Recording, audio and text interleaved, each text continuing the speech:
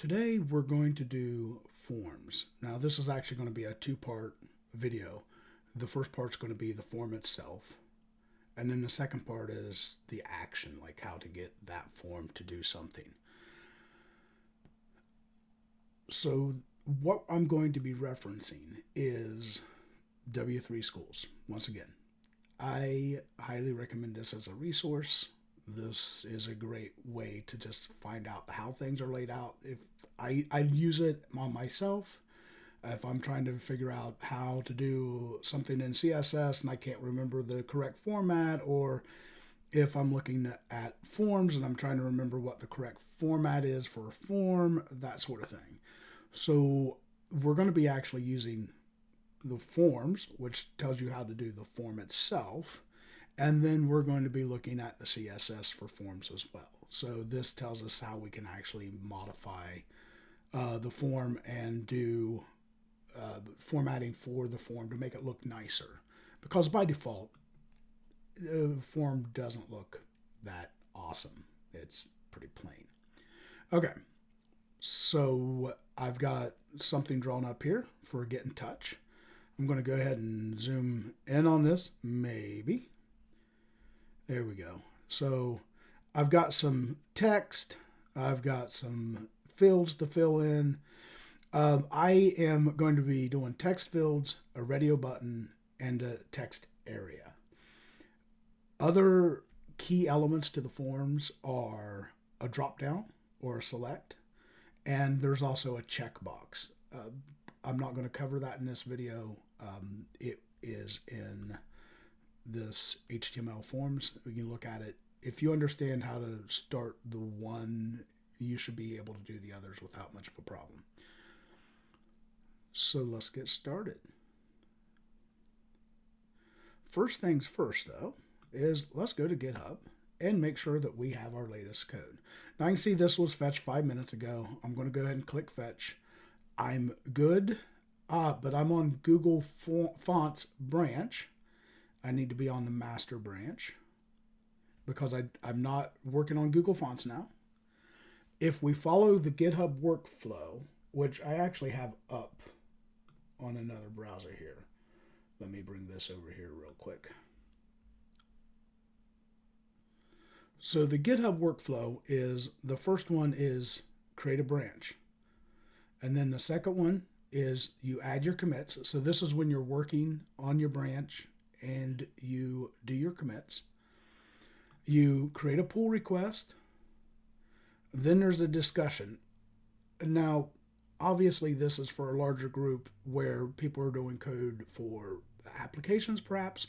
This flow is still valid for HTML and CSS. It's still valid for working with HTML and CSS is code. It's just not application code, perhaps. You deploy, so this is after you've had your discussion. Everybody agrees that what you did is right. There's no other changes to be made. Then you deploy it, which is basically merging that back into your main branch. Okay. So I've done the first step. I have my branch. I've made sure I had the latest code, which is actually not in that workflow. It should be. I'm going to, I have a pull request. So let's take a look at this real quick. I'm going to look at my index. I have these. So the pull request must have been done. But I'm not, it's still showing up as a pull request. I just wanted to make sure the code was correct. All right. I am going to go to a new branch. And this is going to be creating forms. Notice it puts a dash. It's just the naming convention. There can't be spaces in the branch. So I'm going to create branch.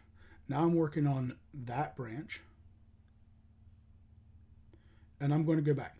Now I already have a contact page. This was because I was testing something out. But if you notice, I don't have my style sheets in here for the fonts. So I'm just going to, everything should be based off of my index.html. So I'm going to go back to my index.html. And since I'm creating a form, this email me link is not going to be valid anymore.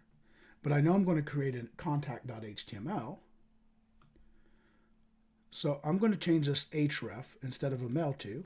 I'm going to tell it I want it to go to contact.html. And the contact is filling out a form, so it's not directly emailing me. So instead of email me, I'm going to say contact me. And I'm going to make those changes. And I want to see that, I want to verify that the changes I made are what I want. So I'm going to go back and look at my website, and you can see that it's now contact me. That's awesome. It's exactly what I want. Okay, so let's go ahead and start creating a form. I'm going to copy the content out of my index.html because I want my header and footer to be the same on all the pages. So I did a Control A, Control C.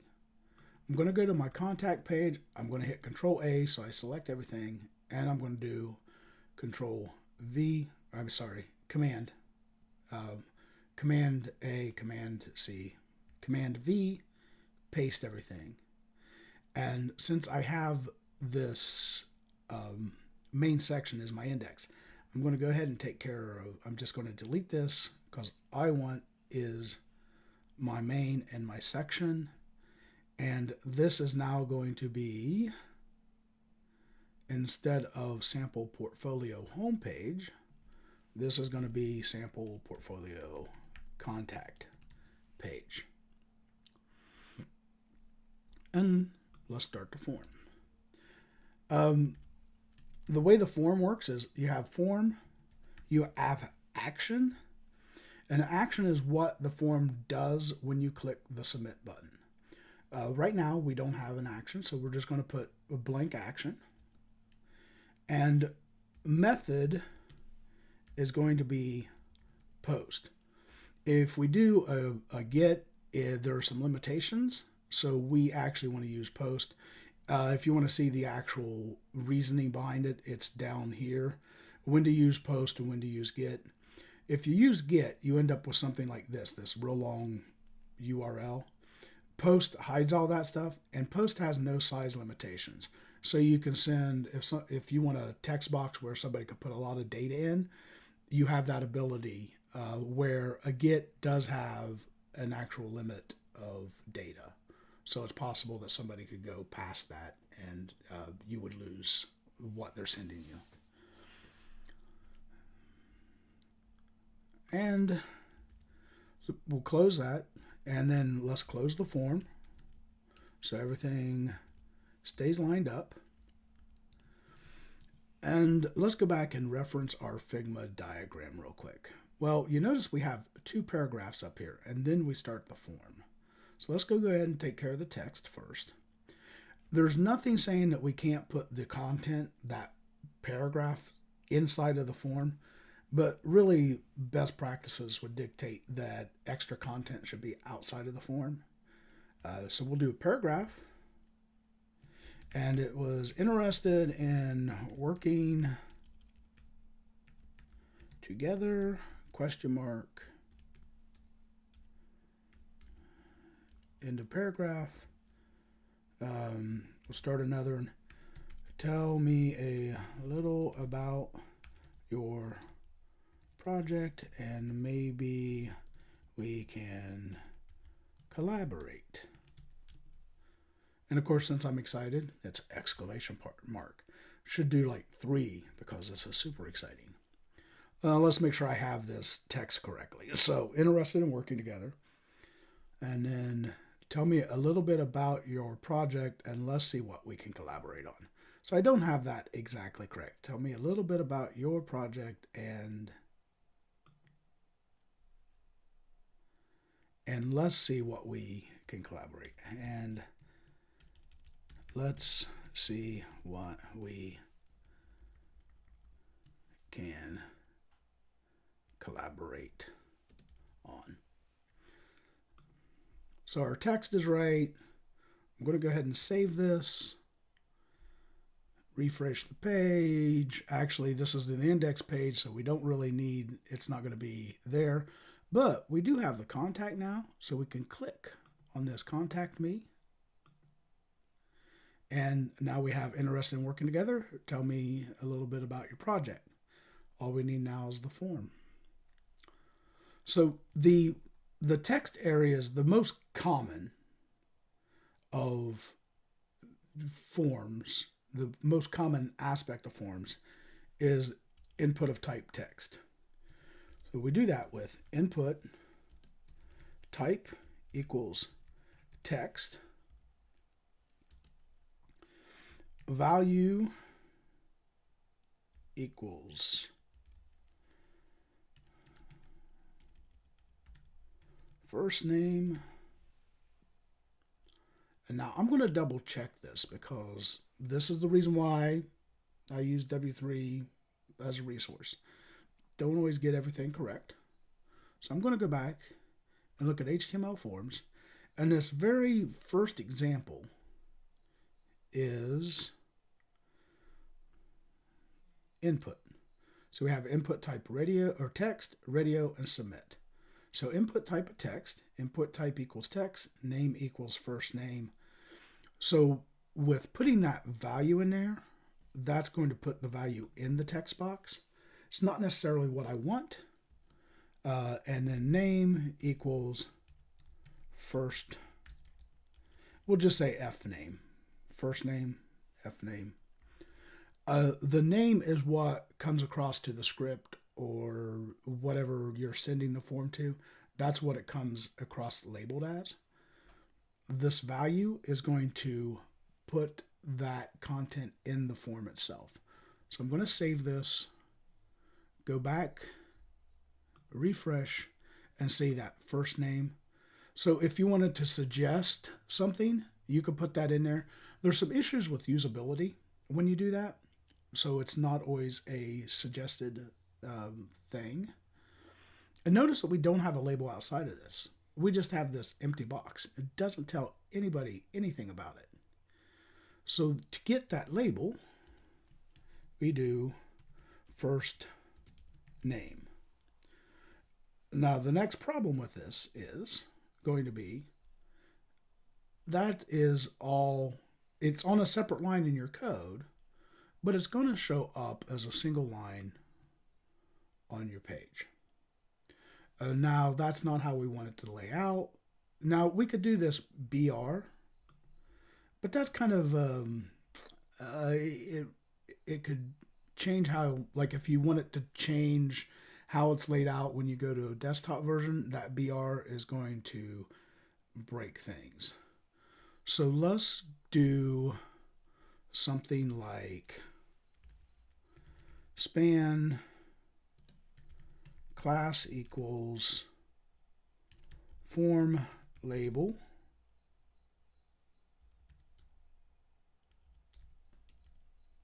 How do you spell label?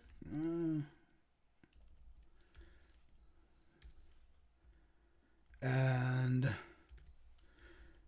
put the first name in,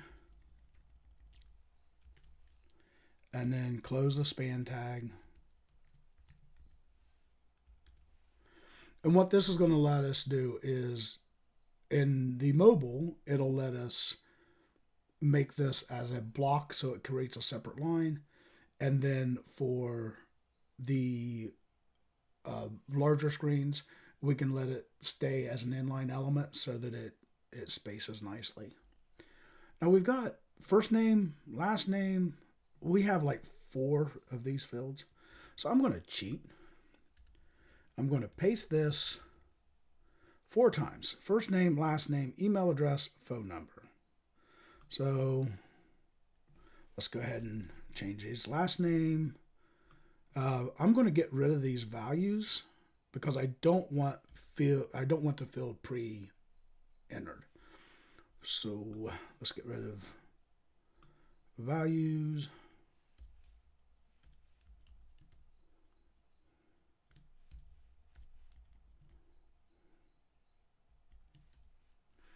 And first name, last name, follow L name.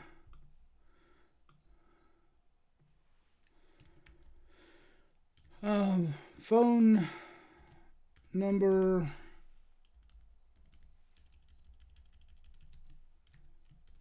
email address. Is that the order I had them? I had email address and then phone number. Okay.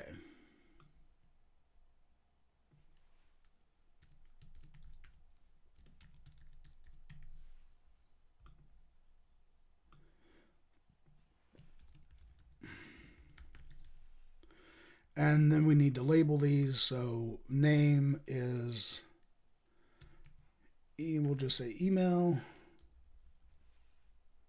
and phone.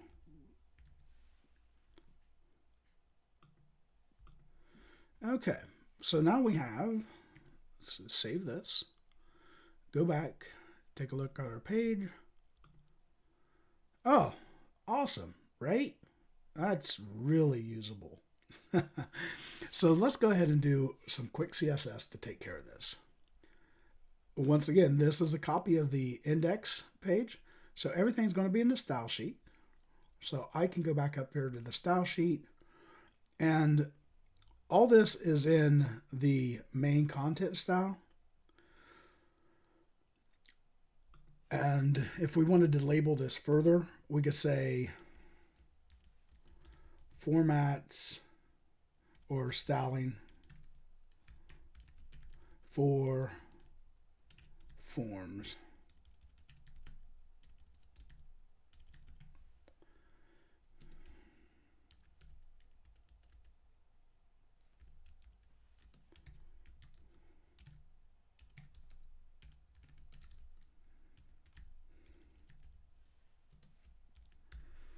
And it's all inside of the main content, so I want to keep it within the main content for ease of following along where it goes.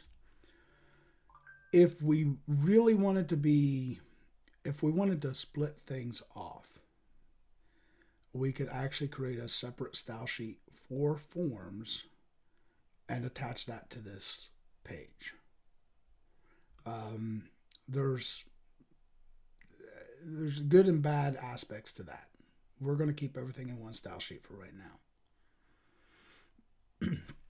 So we have a span within our style sheet that is called form label. And because I want those labels for the form to be on their own line, the easiest way to do that is say display block. And what this causes the span to do is act as a block level element. So it forces it to be on its own line. We're going to save that, go back to our contact form, hit refresh. Now we're getting somewhere. So first name, last name, email address, phone number. In our layout, these are all full width. So we can do, if we look at CSS Forms, this is going to tell us something about how to do this. Look at that. Input type of text. So this is basically an input tag that is a type of text. Width is going to be 100%. I kind of like how this, I'm going to go ahead and copy this whole thing out and go back to our style sheet. And I'm just going to paste that in because that's pretty close to perhaps what I want. Might not want this padding, but let's see what it looks like. Save it. Go back to our page. Hit refresh. So actually, if I go to type in something, so that's pretty small text, and the I don't want the padding. I don't like the way the padding is. So let's go ahead and get rid of, well, it's padding. So that's padding within. If we get rid of the padding, so this is top and bottom, left and right. Top and bottom, let's go ahead and leave that. We're going to use EMs, but we're going to say 0.5 EMs. That's going to give us a little bit of space. Actually, REM instead.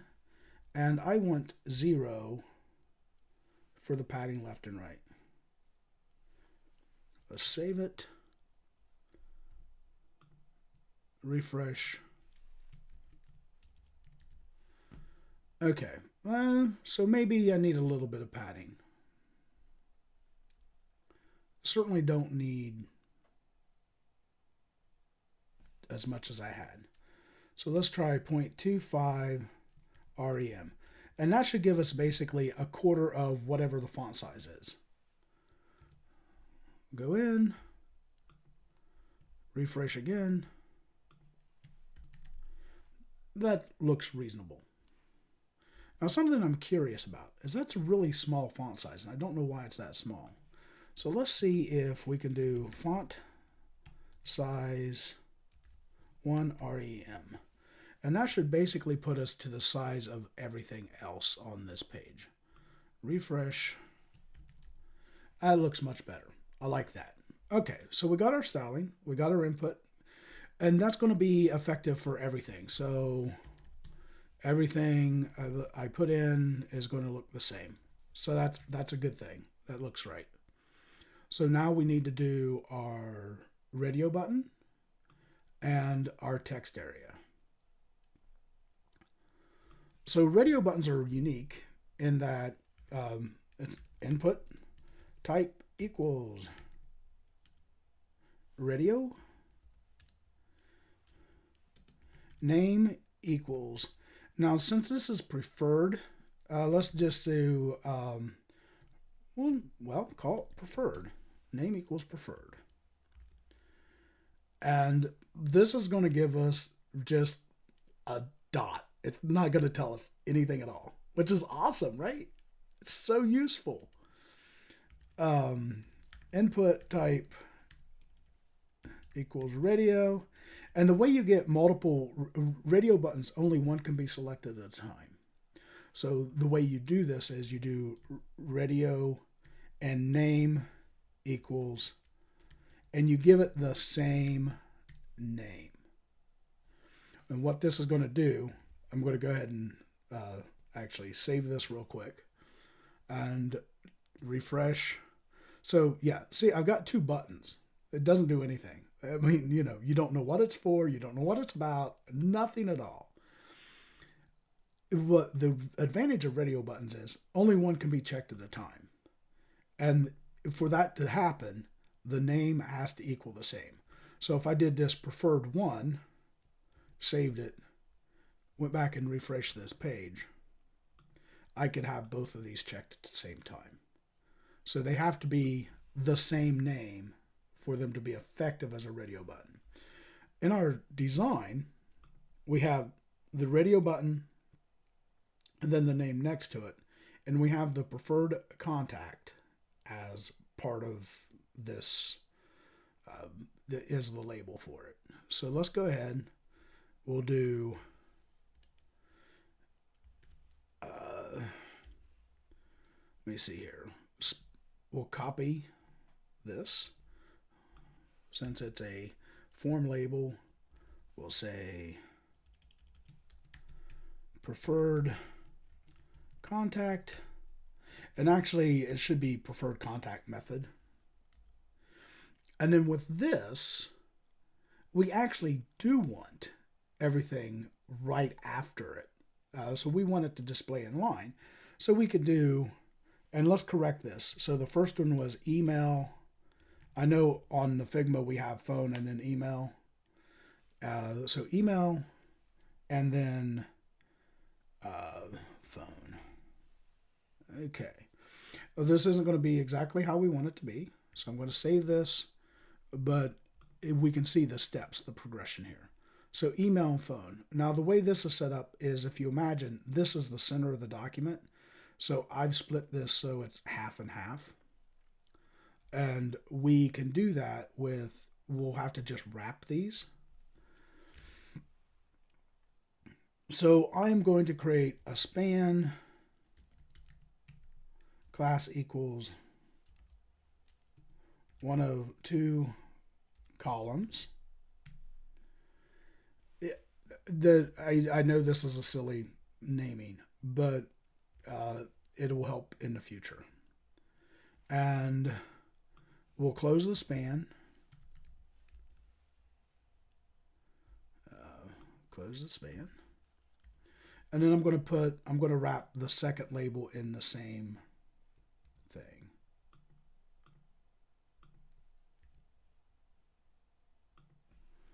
And span. Now what we're going to do is we're going to use the flex box to control these. And so this will be nice that we can do this. I'm going to save this. I'm going to go back to my style. And if I look up here, I have the header display flex. So I'm going to change my main. I might have to go back and change this, so don't hold me too solid to this. I'm going to change my main to display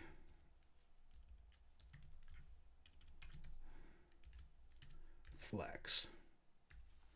I'm going to save this. I want to make sure I didn't break anything.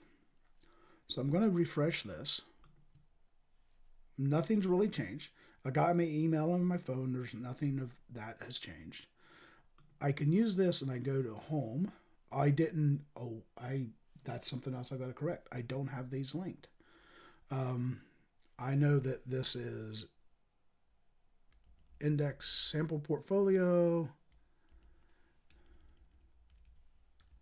index.html, and it didn't change this either. So we're good to go. We don't want to break anything. I'm going to go back to contact me, if I can keep from clicking down. And what we want to do is tell this to be one of two. So there's two columns. And we can do that by, let's look back up at the head here real quick, because we've done this before. Flex 1, right? So let's go ahead and we are going to give our, now that I did this, I got to remember what I labeled it. Inside of our contact, it was class column, one of two columns, and it's the span. So let's go back and say span, oops, keys off, span, one of two columns. And we'll make it flex 1. Oops. Save that, and let's see if this worked. It did not. So let me take a second and look for something real quick, and we'll go from there. So part of what I really need to do is wrap this whole thing in a wrapper. So let's do, this is going to be a div, this is going to be a block, I'm going to do a block. Class equals radio container. So it's container for radio ones. We'll do this, tab these in, and close the div. Let's save this, and in .css, we'll do div.radio container display flex. And so I'm going to here, I'm going to get rid of the line here. And so this span is probably what's really causing the issue, because span line. And I can do display block, but that's really, that's like, why would you do a span instead of display block if you really want to display as a div? So it's a decision that you have to make. I just want to make sure that this does not work. So I'm actually going to go back, refresh this. And yeah, we're still not getting what we want out of this. So let's change this to div. Once again, fingers off. Div, save this, go back to the contact page, and we'll change this to div, and change the closing tags to div as well. Save that, and let's see if we get something like what we want now. Wow. That's like all sorts of broke now.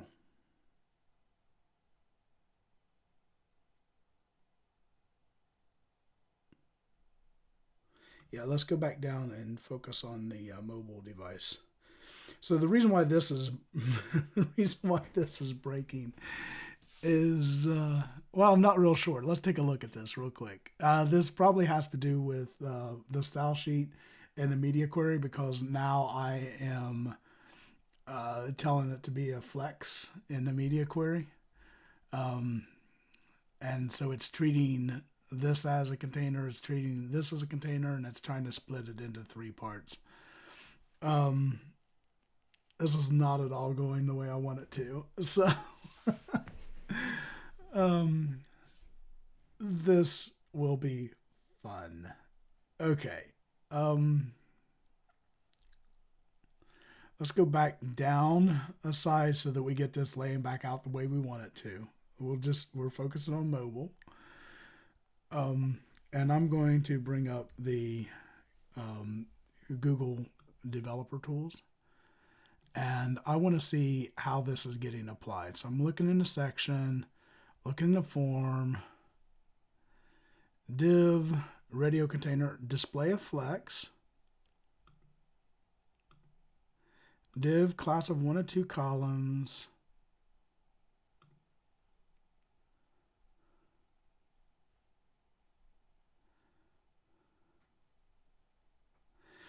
and this isn't getting points if you can tell me why this isn't working. I'm going to double check something. Class equals 1 of 2 columns. The style div 1 of 2 columns. So this is correct. I know why this isn't working. I remember something. A class name must start with a letter.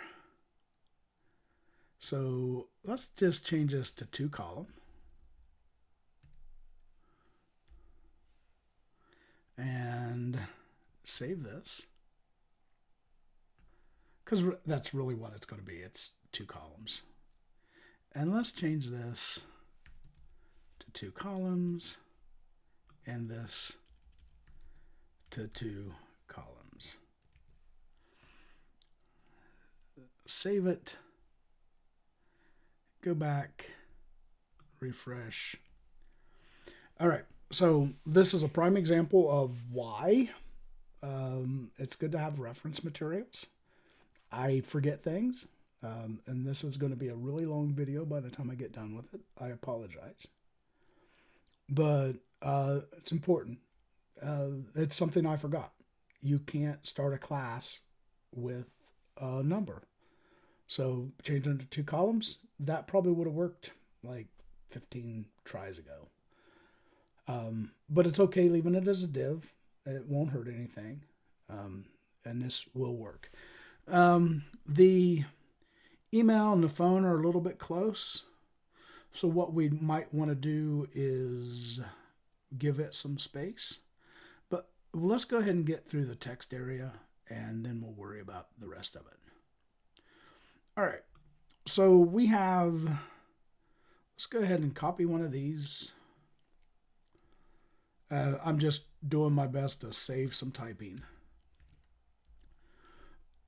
So the span's still going to be form label, and what did I label this here? Project details, preferred contact, project details. Now the difference between a text area is this is no longer an input. This is actually labeled text area.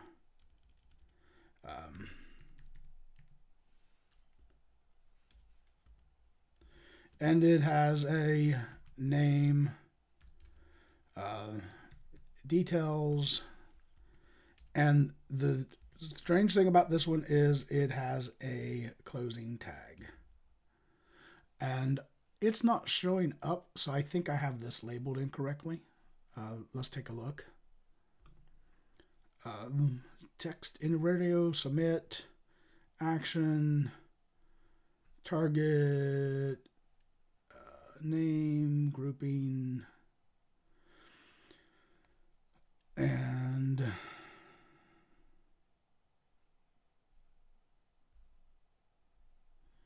form elements, input types. Input type, excellent here. So these are all different types of input type. So if you put in a date, there's a good chance that the browser will there's some things that the browser will pick up on. So a date might create a calendar object. I know that by default, the telephone and email will do some default checking. So that's good to know. Input type of text, there's password.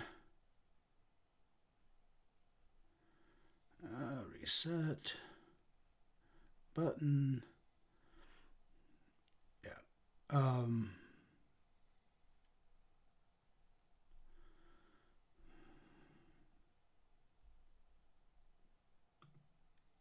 Let's go to form elements. Maybe it's in there. Here. Okay, so form elements. This tells you how to set up a select if you want to do this. This is it's a select. Text area. So I do have it right.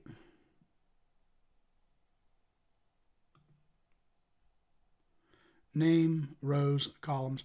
We're going to control this by HTML and CSS, or we're going to control this by CSS.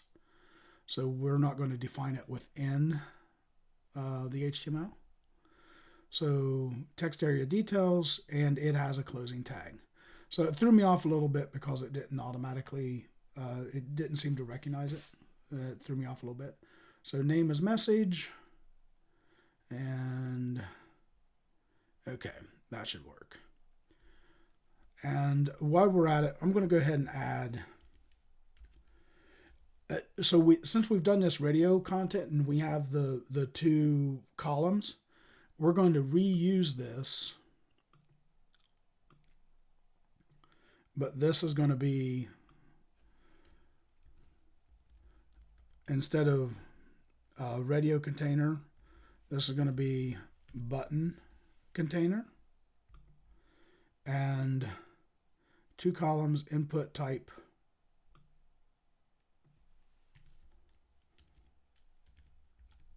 Submit, name,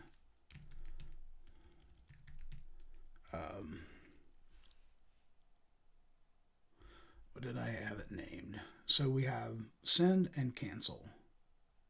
Oops.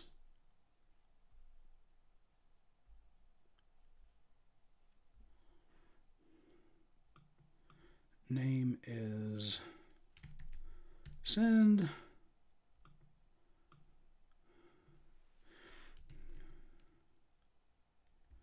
Actually, yeah. Cancel won't actually do anything, so it's kind of silly to put it in there, but we'll do that. And input type is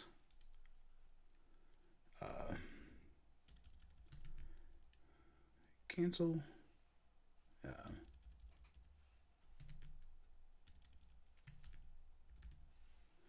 All right, save this and let's look and see what we have.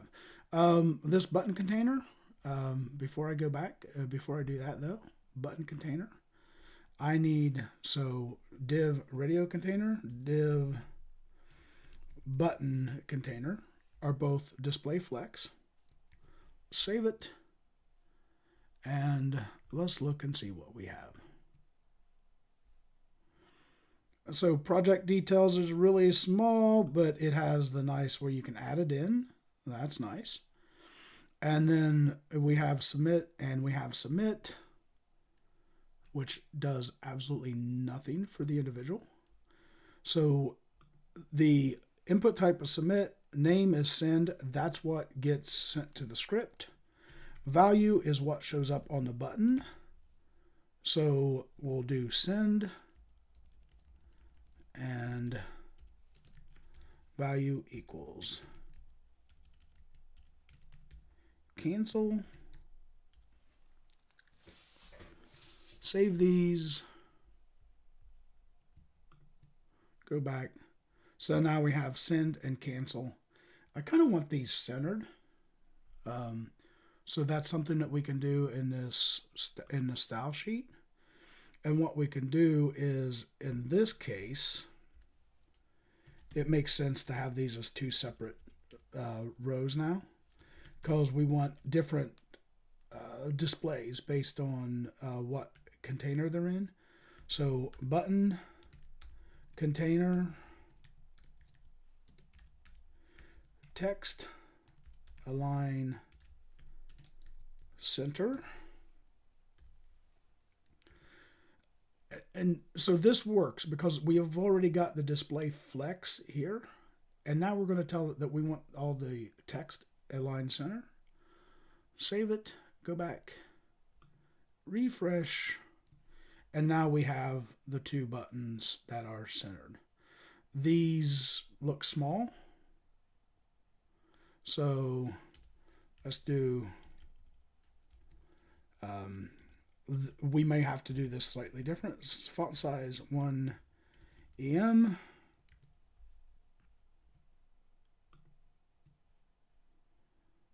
Didn't really change that.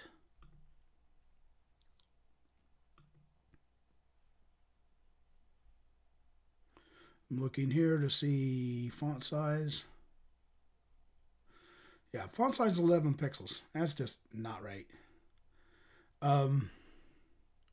So we'll do the same thing like we did here, except for this, it'll be input type equals submit, and we'll say font size 1 REM.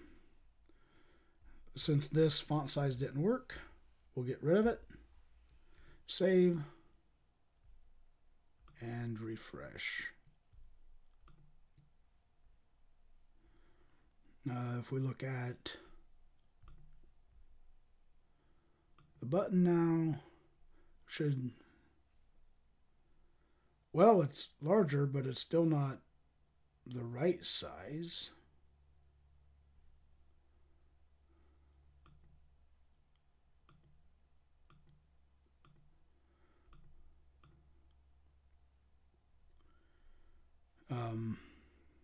So that's something we'll have to look at or change how we want it to show up.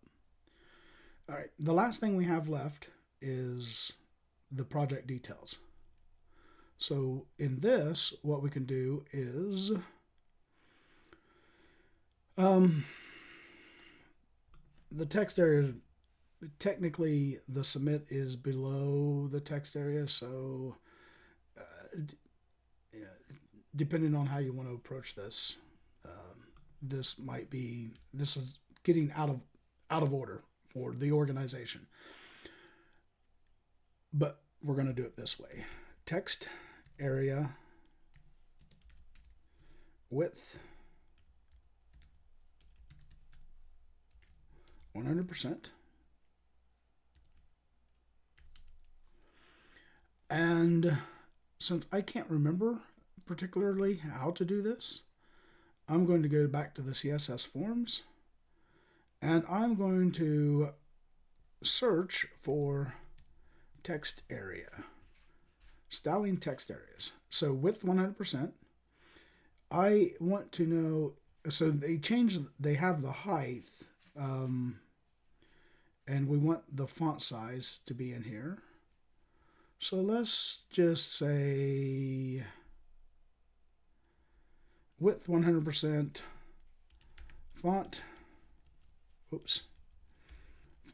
size 1 REM, and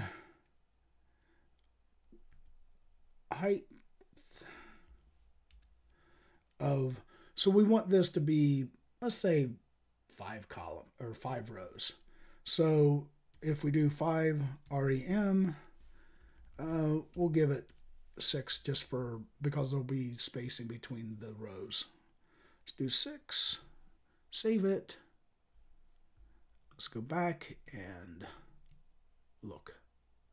All right, there we go. Now, the person could break it, but so if you wanted that no resize, so you can't resize it, right there is what you want to do. Now, the nice thing about this is if we did everything correctly, this automatically resizes and keeps everything centered. Except when we go out wider and then things break. But that's for another day. See if I got everything. Oh, the phone and email. Easy enough to do, real quick. So I am going to go back to the contact and I'm going to put span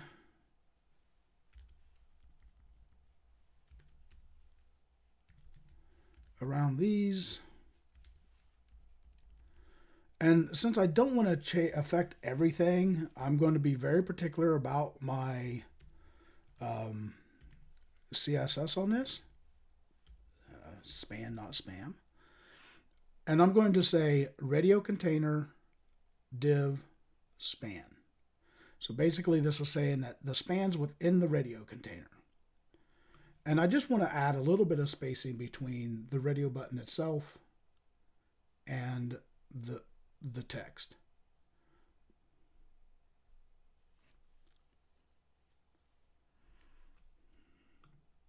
Let's go back to style. Go in here to where we have the radio container. So I'm going to do div radio container. The div that holds the radios, and then span within those divs. I want padding left of 1.5 rem. Save it. Save the contact. Let's make sure. All right, save and refresh. Now we've got, that's a little bit too much spacing. So let's just say 0.5.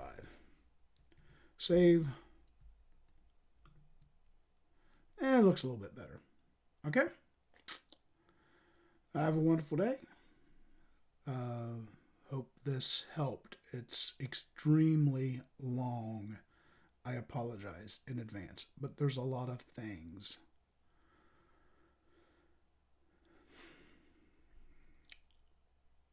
And we're not done yet. All right. Have a wonderful day.